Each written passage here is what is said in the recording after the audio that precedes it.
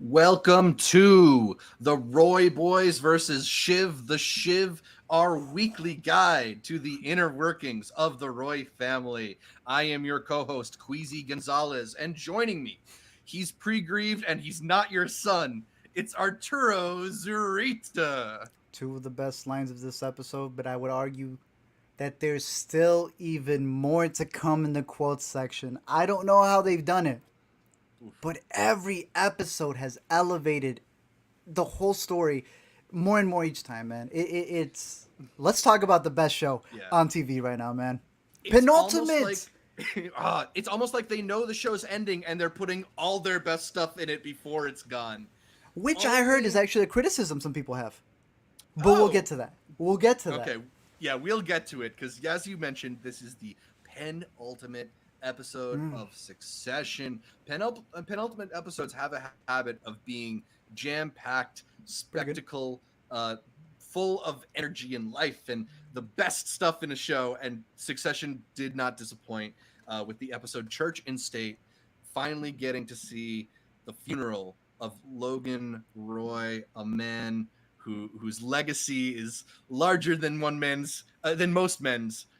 But whether or not that Yeah. legacy will be remembered fondly, it's not for Ewan, his brother, to decide.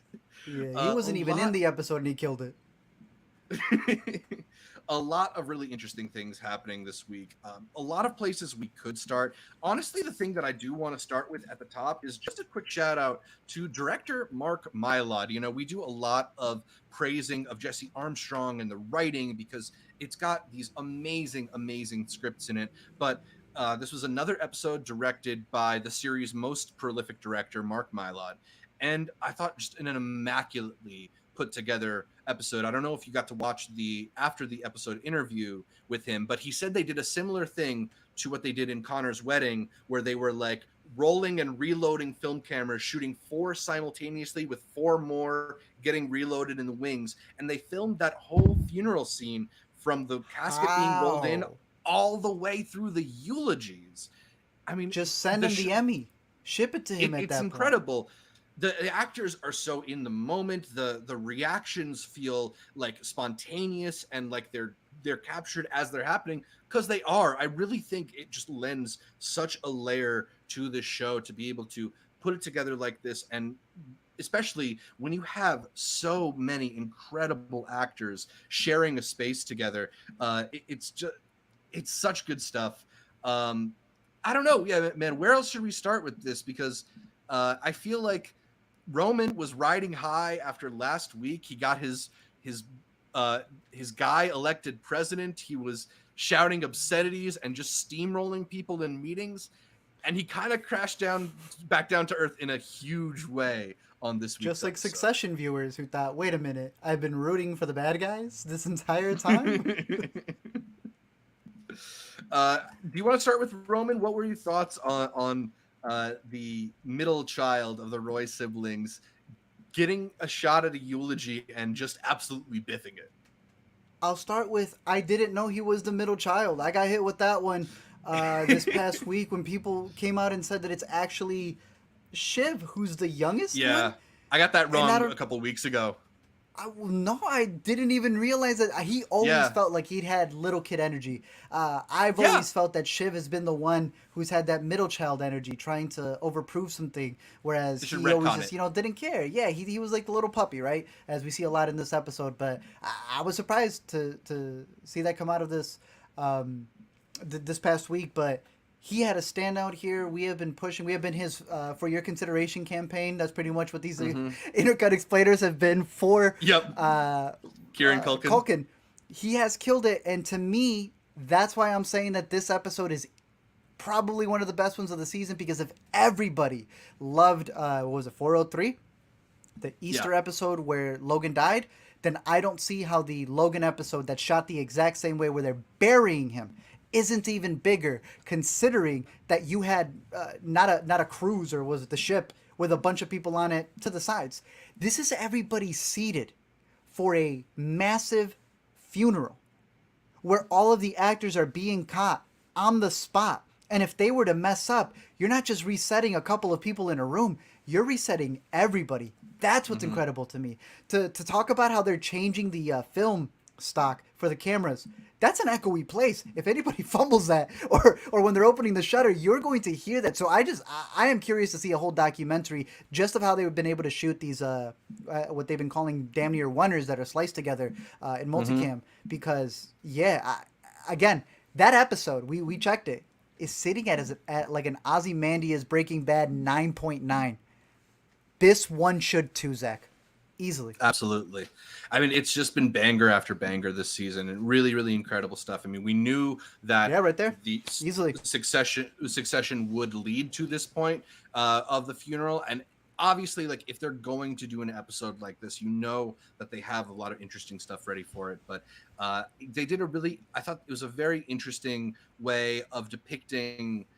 The changing dynamics, because Roman, while he starts the episode feeling like he's on top of the world, he really kind of has not much left by the end. You know, he thought he had the president in his pocket, and Mencken just gives him the cold shoulder, you know, calls him a crybaby after crying at his father's funeral. I mean, that's The what Grim happens when you Weeper the Grim is Reaper. wrong.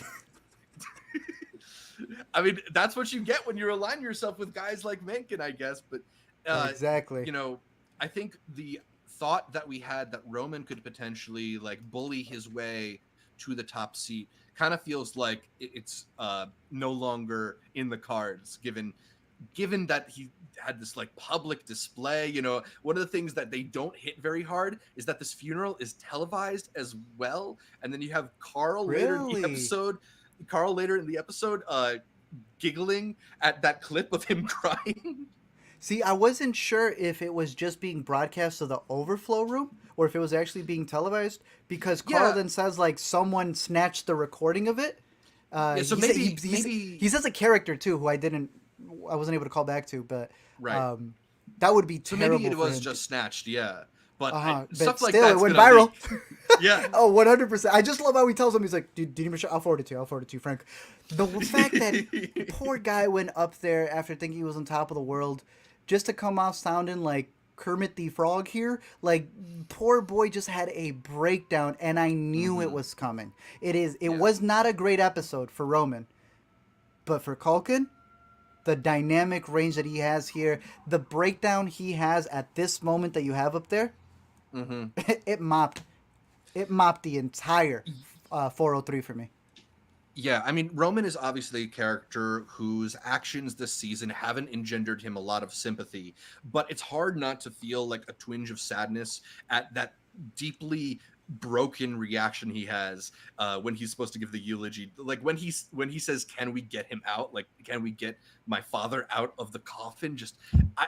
It hurt to hear him deliver that. And again, you know, shout to Kieran Culkin, who's giving such an excellent performance on this season. It's hard to think that there is a lead actor who's kind of outshining Jeremy Strong, who has been so incredible on He's also Succession and been good, yeah. incredible this season too. But they've really given Roman a lot to do this season, and he's, you know, met every challenge and made it that much more compelling. He's got to be careful what he wishes for because they did get him out of there. He was just reincarnated in his brother. When Kendall comes up to him, and this is what I'm saying about like, I was not expecting for his brother to turn on him that fast. To go up to him and tell him, yeah, your little display as a brother, I got you. But as your co CEO, you dropped the ball to a degree that like You it might fucked be it. over for us. Yeah. Like You thought your dad tried to dad it. yeah, like the fact that they don't have moments when you're at such a high stake of a of a role in a company this big where any display of emotions is weakness. That's the dog Hmm. eat dog world that they're in, and that's where Kendall was able to really come up and show him up, something that he's been doing progressively every single one. You really like that Yeah. one Living Plus speech, but then he got better on the next one, and then he got better on the next one. This has been the best speech he gave because this is the first time he had to give a speech, and not us hoping that he wouldn't fumble it. This was him going up against his uncle. Really, it was a response to that, and it was also mopping up what his brother had kind of dropped there. But I thought this was so harsh, like having to deal as a sibling, but then also as a business partner, and almost slapping him around to a degree that he damn near became his father again. He's not just looking at his bro, he's looking at his father living and breathing right there, which I have a lot to get into. But Yeah. uh, tell me what you thought about that moment. Yeah, well, Succession is a show where the characters are so articulate and they're so well spoken that sometimes it almost feels like they're not regular human beings. But I think the thing that does end up making them feel very human, very real, is moments like this where there is that awkwardness, there is that fumbling to collect yourself. And I thought Kendall's speech was so excellent because it doesn't sound like somebody who's reading written lines. They gave him enough time to kind of you see Jeremy Strong process it, you see him kind of adjust what he's going to say and feel the vibe of the room. And it really is this very incredible moment as Kendall continues to turn more and more into a figure like his father, where he's able to after saying a bunch of things about Logan that I think all of us have sort of been hoping would be said aloud on this show, he gets up there and wins the room back with like a riveting endorsement of capitalism and all the good that capitalism has brought us through my dad's efforts.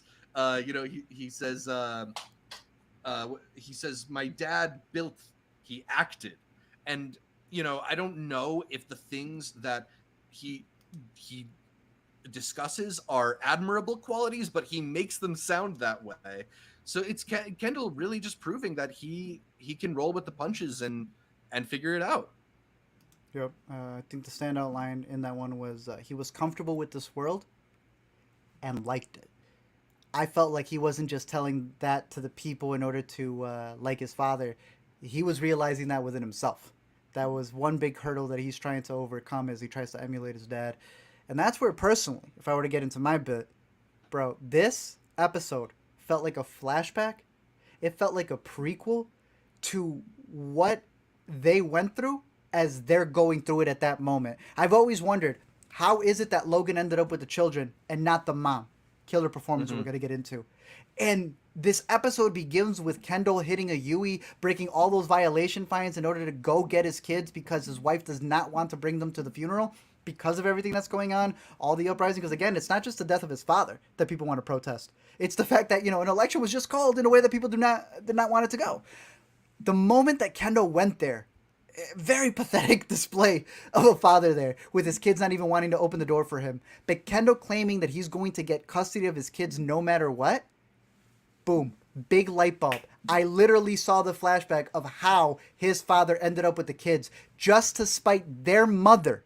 He claimed them and then paid no attention to them. Something that this man who has all the money in the world is going to do again and replicate. He doesn't want his kids. He just doesn't want his wife to have the kids. Logan Jr. Yeah, I mean, if we want to get like very prescriptive about it, there are people who talk about a form of marital abuse that's called litigation abuse, where you just sort of, take your significant other through an endless process of going through the court system and paying for lawyers and, marriage story situations. And, he while he doesn't do the things that we typically associate with like abusive behavior, this is its own form of abuse. Shouting at the mother of your children while they stay, silent in the car, and threatening to lie down in front of the car rather than let them leave a city where they don't feel safe. Like, this has been a building situation where Rava and her children don't feel safe because of the fervor that has been stoked by the ATN brand and Waystar Royco. So just very interesting that they, show Kendall, Freudian slip there, slipping further and further away from the goodness within him. Because I think one of the things that's been interesting is, like, I do think there is good within Kendall. And I think the show is increasingly about him and others around him just saying, like, turning away from their good instincts whenever they have them, and embracing the worst instincts, and embracing their most selfish nature.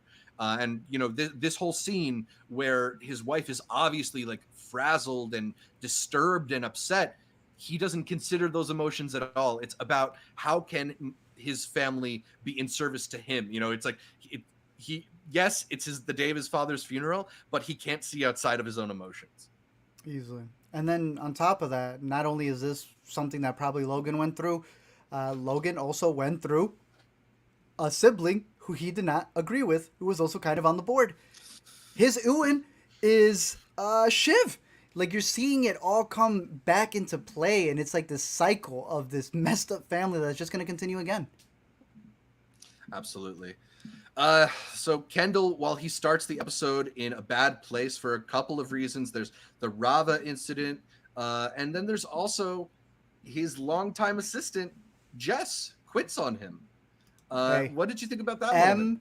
MVP. We have been discussing this, and a lot of people want to talk about the people in the show maybe being a good person. You are not a good person because you think a certain way. You are a good person because you act a certain way. And I love the fact that she snuck it in there in the little calendar. Hey, we need to have a talk. Maybe we'll have it later. That's a hero right there. That's someone who's finally stepping up to leave. I think it should have happened before an election, but nonetheless, it still happened, and I think that's what's been really funny in the outside discourse in terms of like all the Succession fans realizing that the people they've been rooting for are actually despicable people who I don't know how they didn't connect that to the real life. Like I've seen this happen for dozens of shows.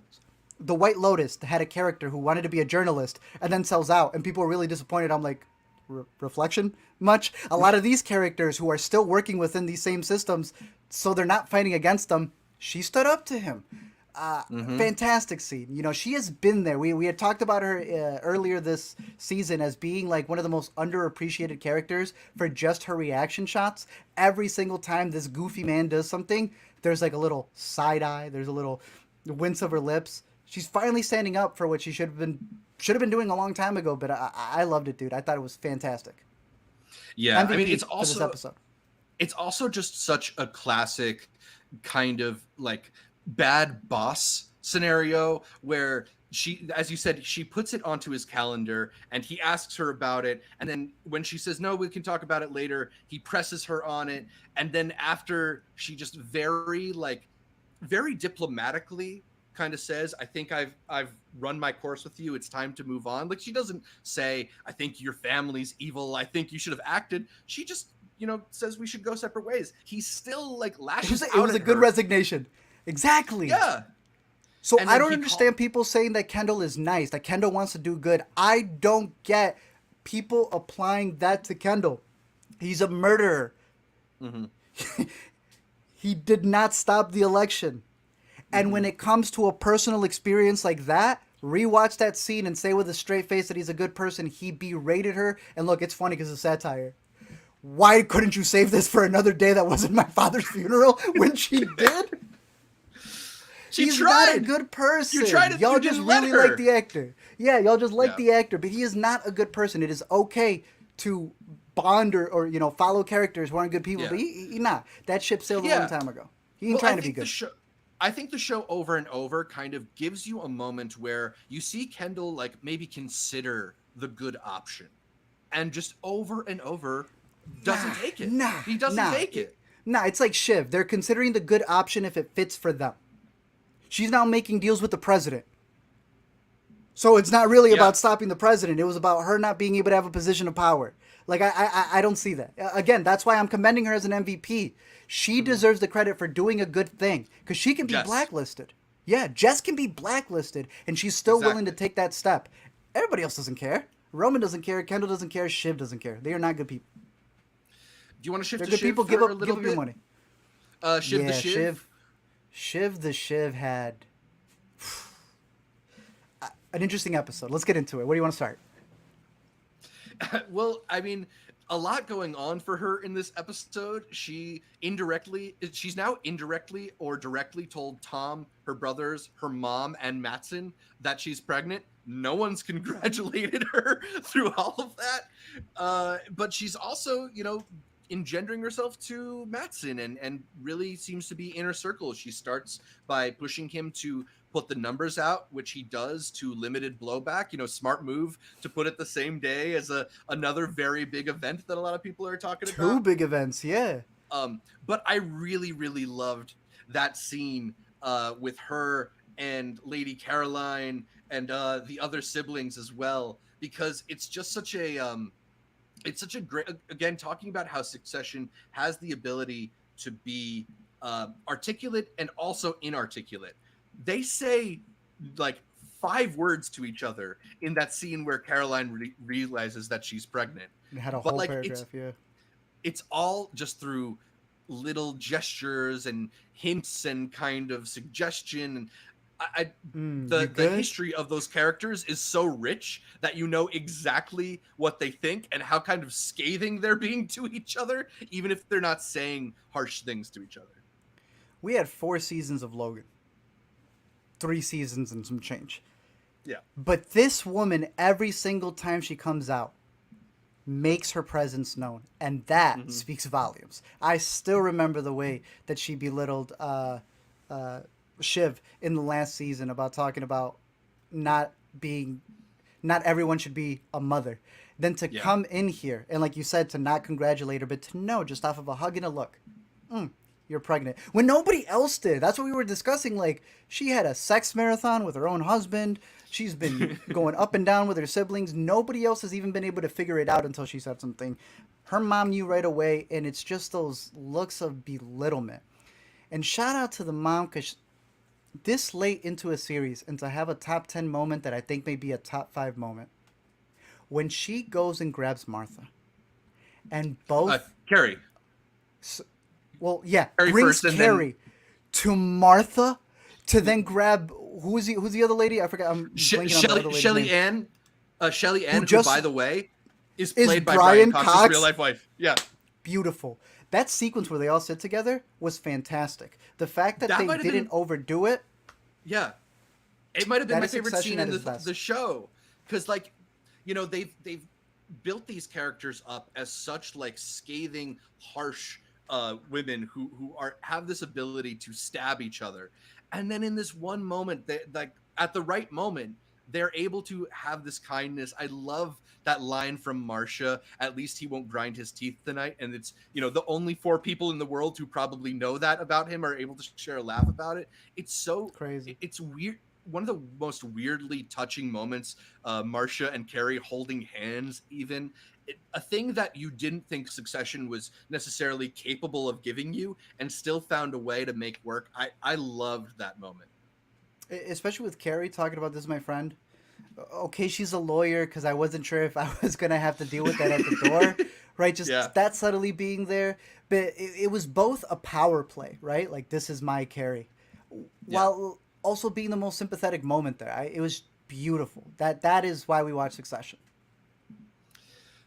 Yeah, I mean, it's that, and also the fact that Succession, maybe more than most shows, has this deep bench to pull from. And what a privilege, because then you're able to get moments like that monologue from Ewan.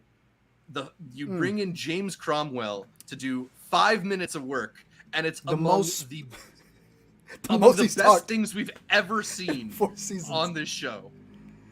All right, look, I'm a little split with this, right? His first half, the beginning, that was strong. He is opening up and revealing things that all the kids are there. Like, I was curious the way they broke it down in the after the episode. Was that the first time they were hearing that as well as the cast? Like they themselves as actors, that was the first time they were being given that information. The fact that that has been sprinkled on in the past about how Logan was holding all that weight on him. Like, it doesn't excuse him for all the stuff that he's done, but it allows you to build up on his character. You know, we've seen the scars since the first season. All of that in the beginning was fantastic. His second half speech was also really great. But they weren't writing that for the show. They were writing that for the Fox News guy, man. That was a speech meant for Murdoch, and I don't think Murdoch's tuning in. I mean, you know, he is that world's Murdoch, so if it's gonna be Sure. said, maybe that's the place Sure. to say it. I mean, I haven't seen a lot of eulogies that criticize the deceased, but That was a raw Logan- beginning. Who doesn't let their brother speak Brother- for some share stock, for some, Ooh, the share for price, share or what he says? price. What a That was line. raw. That was a Yeah, line. what sort of people would stop a brother speaking for the sake of share price? Very good. Yeah. Greg, dropping the ball there. One job. When I ran it back to see that he was actually sitting next to him and he couldn't get him, and Greg's like, "What'd you expect me to do?" What do you say? Bust his legs? Take his legs out. Oh, that's so funny. Especially if let's say it is broadcast. Mm-hmm. That's so What funny. yeah, like Greg saying you're making a scene and him saying no, you're making a You're scene. making a scene. Yeah. Yeah. I mean, I think this is just an excellent performance from James Cromwell. Even though it's a really limited appearance, I would not be upset at all if he gets into the discussion for Best Guest Actor Emmy, because he's Yes. able to command so much gravitas just through his how he holds himself, how he speaks. I don't know. It's rare to have a moment like that with a character we've heard so little from be able to I don't know, kind of like change the feeling of the show in a way. It was really interesting to hear those moments of their childhood, because it's not things that make you suddenly sympathize for the monster that Logan Roy was, but it maybe is a little bit of insight that makes you Humanizes him. understand how he became that way, right? Yeah. And it doesn't excuse being an asshole, as very few things in life do, but it at least explains it.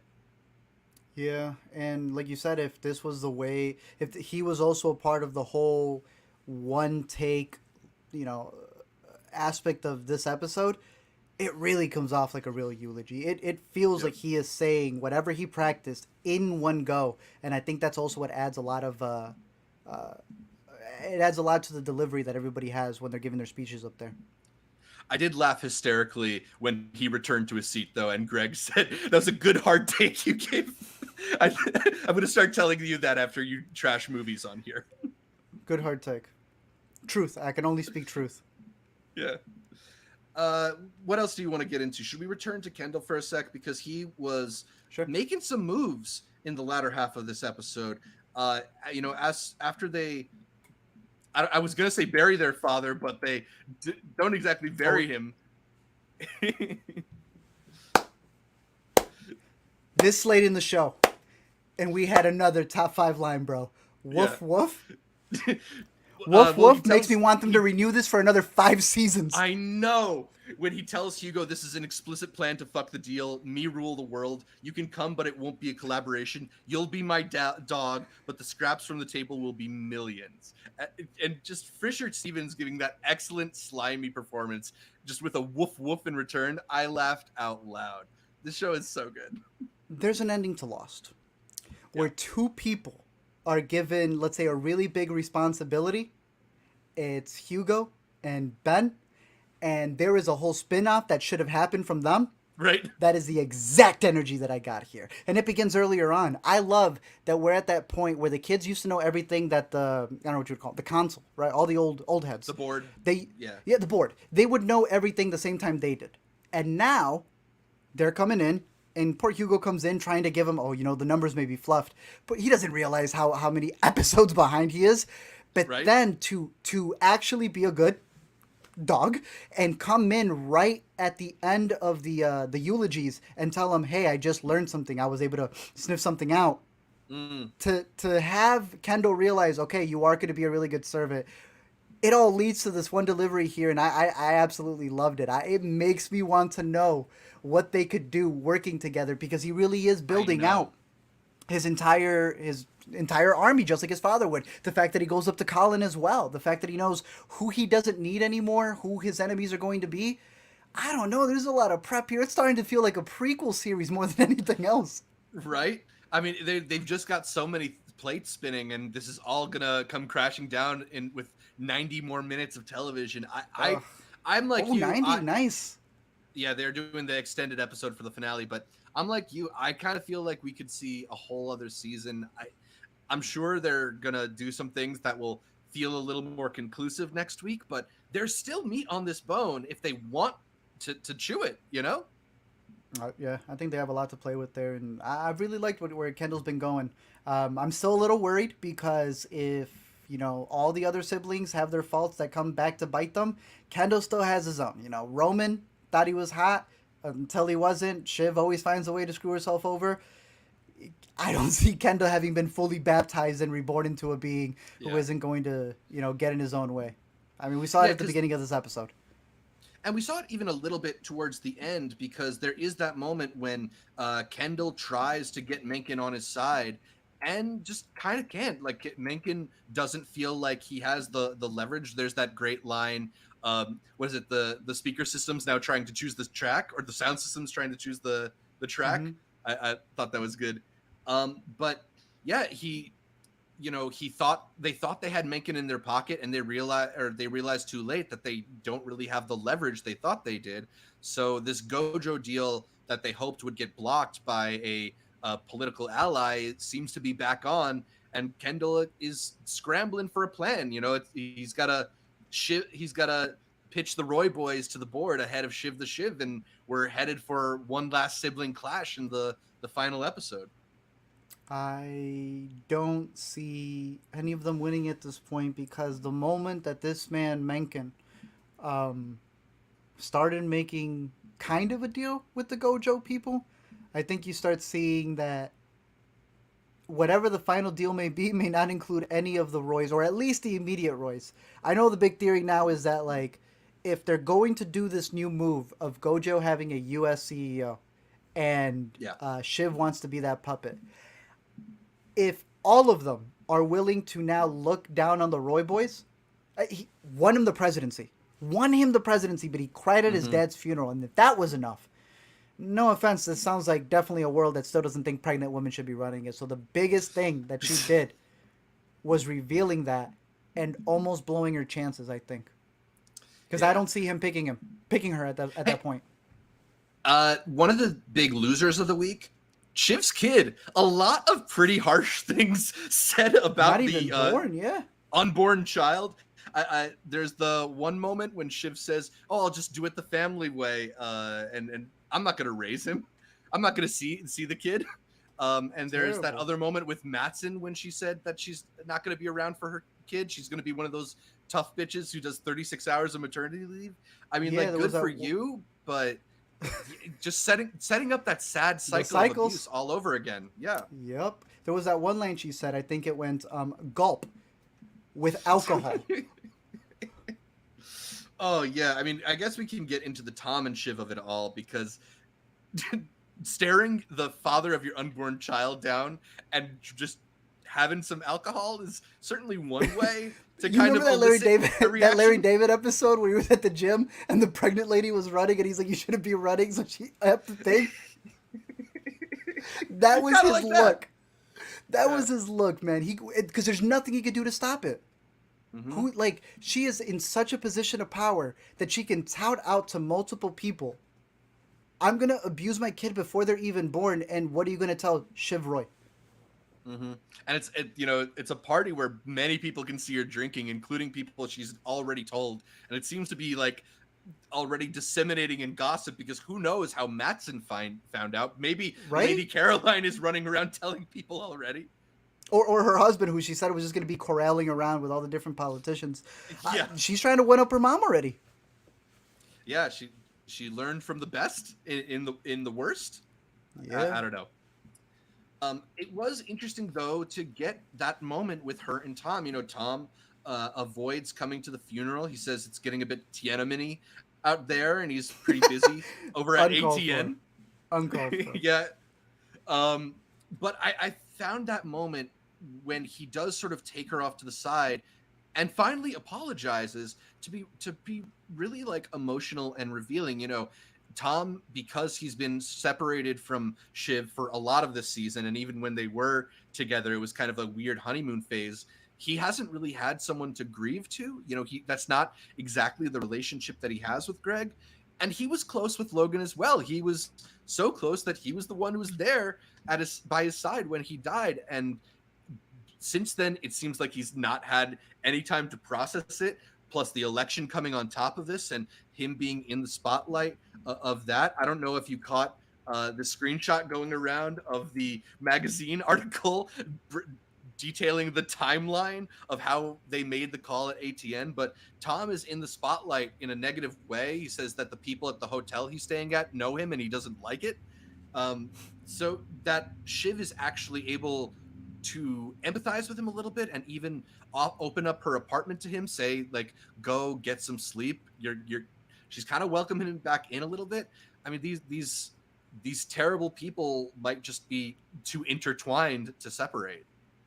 Tom's so goofy. I like how he was upset. Who told him the timeline of events? How did this get out there? While also being upset that he didn't have a bigger role. Mm-hmm. Like he's upset for being called out, but then at the same time is upset that he wasn't like given the entire thing. Hey, make sure you let him know that we were the ones who did the call. Exactly.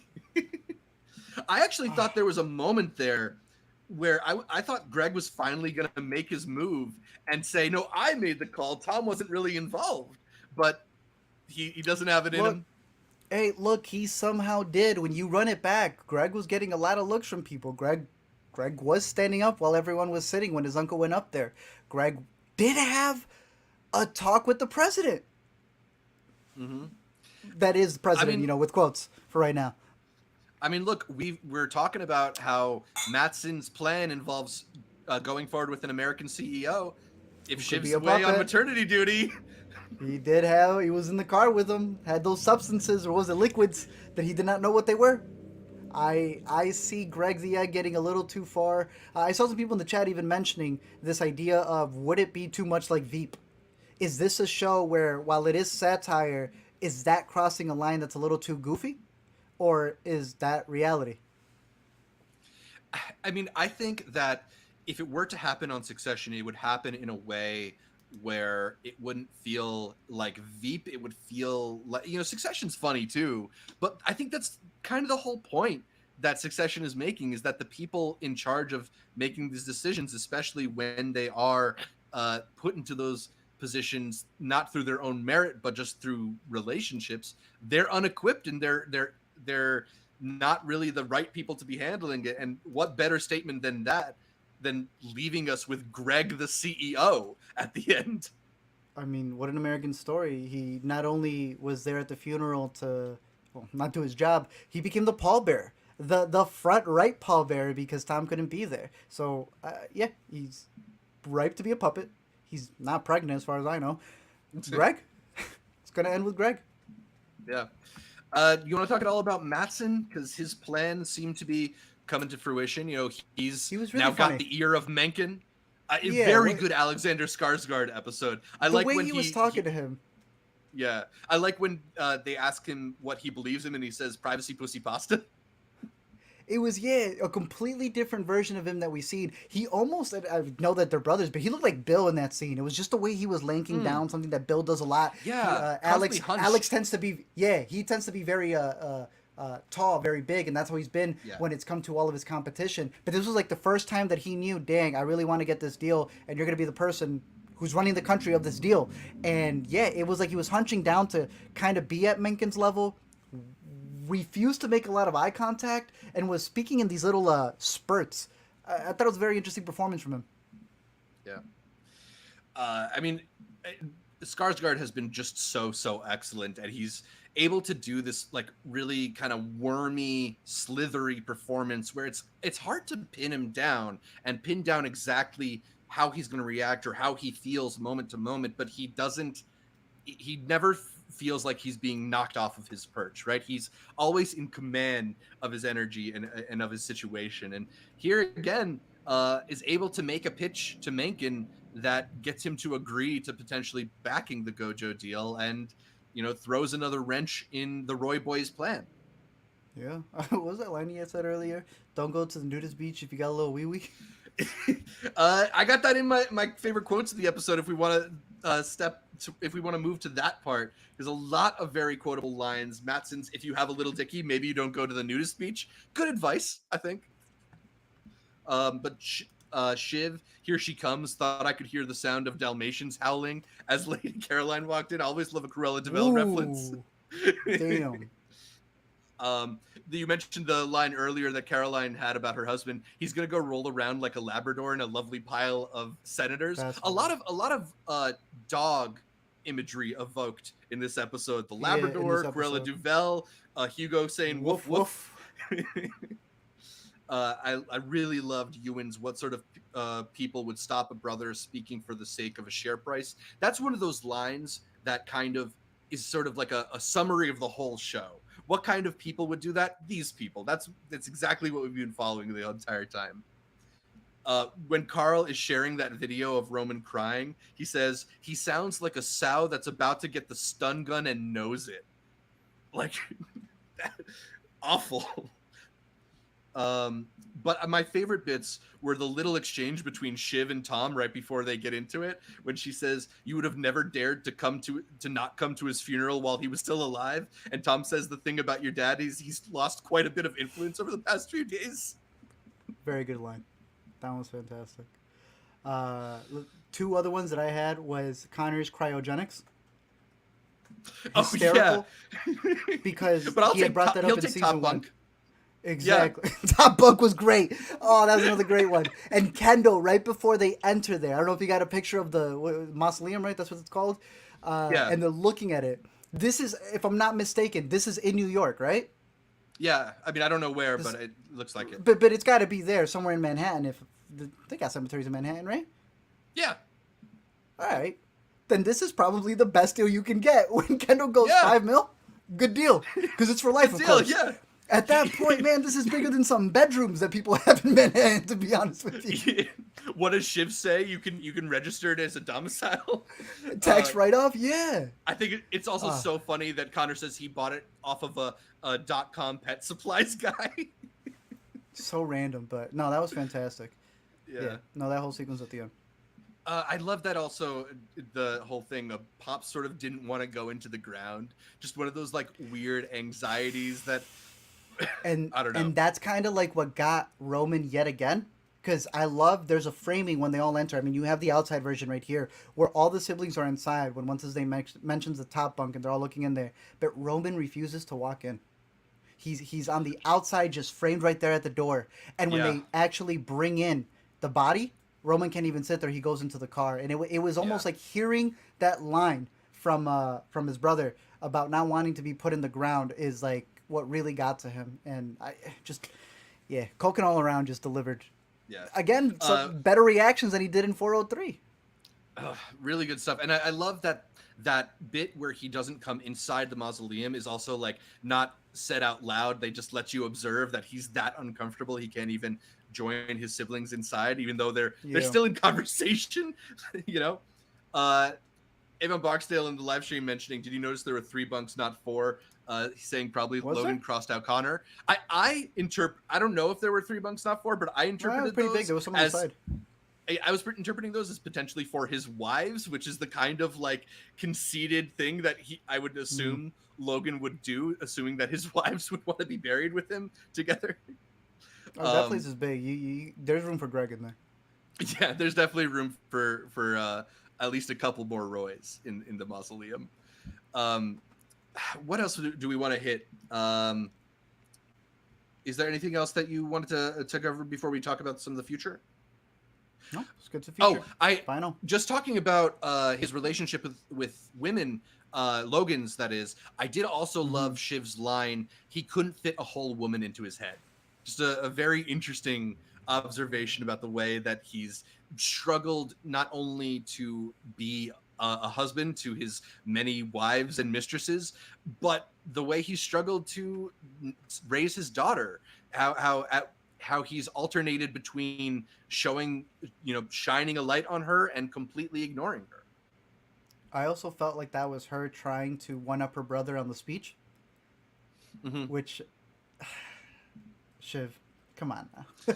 That one did not hold well there. It really felt like she wasn't really saying goodbye to her dad, but just trying to be like, I got to make sure I'm on camera up here as well. I took it as she was trying to get in more of like the personal aspect to him, because Kendall was more like, this is what my dad represents in society. And Shiv made it more like this was my dad. But like she also, I don't know if we need, everybody to get a turn. And I'm sure she relished her moment in the spotlight. Yeah. Was she even supposed to be up there? Or was that like a last minute thing she took? Because then even at the end, there was a really good moment where she comes up to Frank and what's his name? Carl. Ooh, I love that moment. Yes. Yeah. Where she asks him like, was my dad really all that bad? Yeah, and at first I was like, is she asking like a health question? Is she wondering if he had more life in him? And they just answered he was all right, right? Like just a really good last moment between the guys Yeah, who had to put up with him the most, and yeah. also Well, seeing them as a farewell. I took that moment as Frank kind of not trying to say a mean thing because he said he was a salty dog, but he was a good egg, which is kind of like, what does that even mean? Those kind of like empty buzzwords. But We all know Carl's what that means. Carl's what you saw is what you got is the real scathing thing there Yeah, because what we saw was not a kind man, not a good person. Carl does not cut it. Oh man. So who was your winner of the episode? Was it Kieran Culkin? Was it Shiv? Was it Matsson? It was Greg. Greg the Egg. That's 2 weeks in a row where Greg the Egg's taken it, and I cannot believe it. Now, don't get me wrong. I've been very impressed with Kendall. He's been very good. I think that Roman, as Kieran Culkin, did a fantastic job for the Emmys. Yeah. But in terms of Succession, now he really dropped the ball. Shiv is in limbo. But Greg, he is the only one who's always getting these little ups, right? From being able to be there as a person who brought in the body of Logan, as the person who was able to meet the president, and as a person who has a lot of other people who are very high profiles, who they have him on their radar. So it's looking Yeah. great for him. But again, I have to give that MVP shout out as well to Jess. Yeah. Finally, Oh, someone in the show. It's the first time we really seen someone stand up to them. absolutely. Somebody who finally couldn't take the awfulness of the Roys anymore. Somebody at least on the inside who decided to get out. Because Yeah. even though, it's something else we haven't mentioned, even though Jerry is on her way out, she can't help but be there. And, she has that look away while Roman cries, and she's no longer the person who's going to get up and help him. But yeah, just another devastating moment in this I show. like the Frank when you brought up earlier when what's his name was still on his high horse, Roman, where he says, "You okay, son? Yeah, and I'm not your son." Yeah. And Frank was belittled in front of everybody, and then it was still Frank when Hugo, right? Hugo, not Hugo. Carl was sharing the video. It was still Frank, not his father, who was saying that's not right to be sharing it. Is Frank the only decent person in this show? You know, Starting to I feel was like it. saying that I don't want to call anyone decent, but at least within their circle, he's been the most Yeah. consistent one for these despicable beings. Yeah, and that's been taken for Yeah. granted from them. All right, so it's getting to the end of this run on season 4 of Succession. It's been a really excellent season of television. We got 90-ish minutes left, a Wow. feature-length finale. I'm very excited for that. This one was nice and Who's long going to too. come out on top? Who's going to end up winning? Is anybody going to win? Are you on the team the Roy boys, or are you camping with Shiv the Shiv? How do you feel? I don't know, man. At this point, like, I don't even know how you wrap it up. What are you wrapping up with? Yeah. Like, it just remains Kendall? Mm-hmm. Like, is there even enough time to do the whole switcheroo for Shiv? Is there going to be a flash forward? Like, that's my only worry. I'm just more concerned about the show. I don't care about the outcome of these people at this point. I'm at the point where no matter who wins, it's not really a win for, like, the state of the show. They're all despicable people. I just want to know if the show is going to be able to wrap up everything in a nice manner because the show is getting a lot of pushback in terms of is it worthy of being in the top of all time? Yeah, it may be good for what it's trying to say, but who cares about rich people who are complaining and venting? And for the most part, obviously, we've been doing a weekly podcast. We 100% Yeah. stand by it. I'm very, very intrigued how they're going to wrap it all up in 90 minutes if they're not going to Yeah, continue 'cause it in any other fashion. Right, because it does feel like there still is a lot of stuff to go over. And, I don't think it's going to necessarily feel like completely conclusive. It's not like one of those shows where half the characters are going to be dead by the end. We hope at least. I don't want to see that happen. They'll But just blow up. yeah, I mean, I think the thing that I'm expecting for the finale, they've been doing this thing where Kendall is acting more and more like his father. And I think the true tragedy of the show is if Kendall does ultimately become like his father, and Predators. all those moments where he maybe could have been better or could have done good or could have put good into the world, those are just going to add up to reflect the man that he was at odds with for the duration of this show. And maybe the thing that will really make it feel that much more devastating is he'll have to do something terrible to Shiv in order to achieve what he wants. And the kind of thing that's Fair gonna, point. we've seen Logan willing to sacrifice the children for his own benefit, but we haven't really seen the siblings sacrifice one another in that kind of way. So And I don't know. he's I been also hit saw. twice already. That's Mhm. why I'm comparing their relationship to Logan and his brother, Ewan, because at that point, I don't know what caused them to be that rift, but we're seeing it in real time here. The election lie of the phone call was a big one for him. To then Mhm. finish the eulogies and for Hugo to update him that she's making business decisions on the side. You're right. What he might pull on her could be crazy. Yeah. Uh, um, I don't know. Are you? How ready are you? Do you feel ready for the show to end? Yeah, sure. I'm just enjoying it so much. I feel like I want there to be more than just one episode left, but I also at the same time still believe that there will be a feeling of finality that will at least make me not feel like robbed of more seasons next week. I have faith in them for that. Well, that's why I was saying one of the big criticisms is the fact that you don't have any like lingering time, and many of the other seasons, characters would just do a bunch of goofy stuff, and you have not had that Yeah, here. I yeah, appreciate a tight season, me too. tight episodes. Don't get me wrong, but All when it's killer, all no said and filler. done, maybe those moments of what the disgusting boys did on their off time could have been something. And here, like, everything's been going back to back to back. Maybe it would have been 2 episodes before Roman's cry came back to bite him with his brother telling him, "Hey, you kind of messed it up there." Yeah. So we'll see. I just, I hope it could be open ended, like some people are saying in the chat, where it's still good, and not something that like How I Met Your Mother's it, where they try to cover too much ground. I don't see it going that way. I just hope they stick the landing next week. Yeah, I did see this one idea circulating on Twitter that sounded kind of cool, sounded kind of exciting. I don't know if they'll go for it, but I think it'd be pretty cool. That the show, what if the It's all a show, dream. absolutely not for that one, but um, what if I'm trying to get the image up here so we can show it to the live stream viewers. There we go.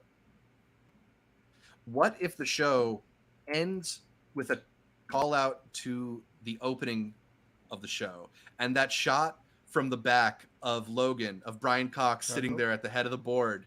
What if they repeat that, but it's now Kendall? That'd be I a like pretty it. badass ending. That's good. If the show nails the finale, are you prepared to call this like a top 5 or top 10 show of all time? Has it reached that level for you? It's a top show for me. I don't know where to Yeah, rank because there's a lot of shows. There's a lot of a shows in lot of television shows. out there. Yeah, yeah, So like I want to confidently say 20. I could see it being in my top 10 as well, but I don't have my list of best shows of the year or the best shows of all yeah. time. But 100%, like we're just along for the ride. I don't really see it failing next week. It's just a matter of how are you going to wrap it up, and how is it going to be a nice bookend to 4 seasons of television that I look forward to revisiting many times in the future, catching different Same. jokes, seeing jokes hit differently years from now when you're rewatching it. So yeah, it's already cemented itself as one of the greatest shows of all time. What spot in particular? I don't know. For you, has it cleared a segment? I don't know if I'm ready to like put it above some of the classics, the Breaking Bads and the Wires and the Mad Men's of the world, which I They also had absolutely more adored those meat. shows. Yeah, those shows lasted a while. I mean, even The Wire got to season 5. But if they really stick the landing, I could see it kind of in league with those. I think we've had so many iconic episodes, so many like just amazing moments that feel like other shows haven't been able to pull them off. And just Mm-hmm. the shock of episodes like Connor's Wedding and the joy and chaos of episodes like Too Much Birthday. I just think that some of the hours that they've put together are some of the best hours of television I've ever seen. So I want The to revisit characters, this yeah. when I can talk about it as like a whole piece rather than everything but the finale. But it's certainly up there, and I can't imagine. Yet it would have to be a pretty awful finale that I'm not sure they're capable of to make me not consider this one of my favorite shows of all time. We'll see. Tune in next week for our 3-hour breakdown of the finale Oof. to Succession. Yeah, I think that's about all for this week's Succession recap, unless you got anything else. Nope. All right, so we catch more from me, Zach Shevich, by following me on Twitter, Instagram, or Letterboxd at ZShevich, and check out my YouTube or TikTok channels at Multiplex Show. Art, where can people find more from you? You can find more stuff over at LME Movies throughout all social medias, as well as finding me every week here on the Intercut Podcast. You can listen to every episode of the Intercut Podcast on iTunes, Anchor, Podcast Addict, Spotify, whatever your favorite podcatcher is. I use Overcast. And then make sure you're subscribed not just to the audio version, but to the video feed on our YouTube channel, youtube.com/IntercutPod. You can watch our bright smiling faces as we break down the latest in entertainment. Find our weekend watch list streaming on our YouTube channel every Monday. And please leave us a comment, like the videos, and consider heading over to iTunes to give us that much requested 5-star review. You know, it's been a little bit since we got a new 5-star review, so you can maybe make me happy and encourage us to do a little bit more of it if you see the charts? leave us some new fresh love. Oh, are we up on some of the charts? What's going on? We were number 4 on Second India. Oh, Second India. Shiv found it. And we're going strong, baby. Yeah. Just like Matsson, we're goosing those numbers. Shout out to all y'all in Second India for putting us on the TV and film podcast charts out there. Like our Facebook, Instagram, or Twitter pages. You can support our Patreon too by visiting it at Intercut Pod. That's our handle across those different websites. You get updates from us throughout the week, from Art, from me, from the guests that we feature here on Intercut. And a reminder that you can check out the link to our Discord in the description below this video to also keep the conversation going with other Intercuties throughout the week.